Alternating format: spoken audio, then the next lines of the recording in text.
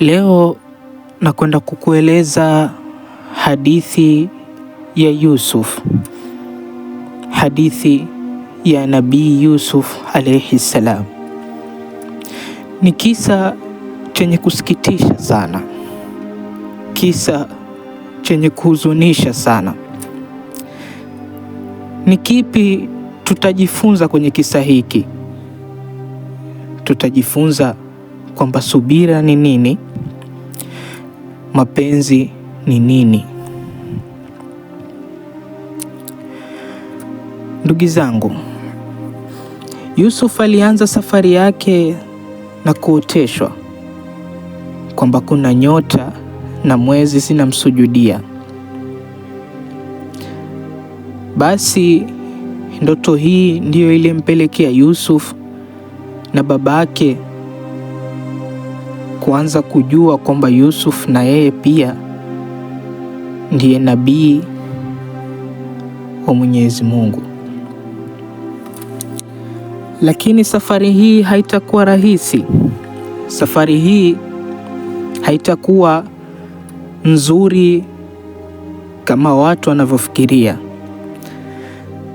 Safari hii ilimgharimu sana Yusuf. Safari hii ilimuumiza sana Yusuf. Safari hii ilimuumiza sana pia Yakub. Safari hii iliwatenganisha mtu na mtoto wake. Safari hii ilimtenganisha mwana akae mbali na babake. Safari hii ilianzisha fitna baina ya ndugu. Safari hii haikuwa rahisi kwa Nabii Yusuf alayhi salam. Ndugu zangu, mamake na wakambo na Yusuf alivyosikia maneno yale yalimuumiza sana. Alivyosikia Yakub akimwambia Yusuf, hakikisha kitu chochote tulichoongea hapa basi hakitafika kwengine, yaani hakitamfikia ndugu yako yoyote yule. Yusuf akamwahidi babake, sawa baba, sitawahi kumwambia mtu yoyote kuhusu kilichotokea pale. Yusuf alimpenda sana babake na babake alimpenda sana Yusuf. Yusuf mamake alifariki alipomzaa tu Yusuf. Ama baada ya siku kadhaa Yusuf ndugu yake mdogo alipozaliwa. Basi mamake wa kambo akawafitinisha wale ndugu zake Yusuf na kuwaeleza kwamba msipochunga Yusuf anaweza kuwa yeye ndio nabii wa Mungu. Ndugu zake siku hiyo wakamuita na kumwambia, Yusuf, nataka unieleze kila kitu bila kunificha, maanake unajua sisi ni ndugu zako, tunakupenda. Ebu tueleze umeota nini? Ebu tueleze ni kitu gani baba anakuambia pande mnapokuwa nyinyi wawili tu. Nataka unieleze kila kitu. Basi Yusuf akakataa. Ndugu yake akainuka kwa hasira na kutaka kumpiga.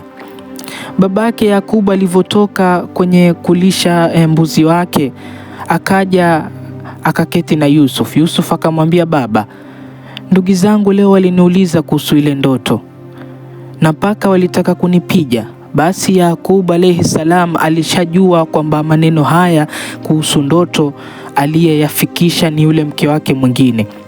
Akamwambia, haya ulioyafanya unayaona wewe ni sawa, lakini umefanya ushetani ambao unaweza kuharibu kila kitu.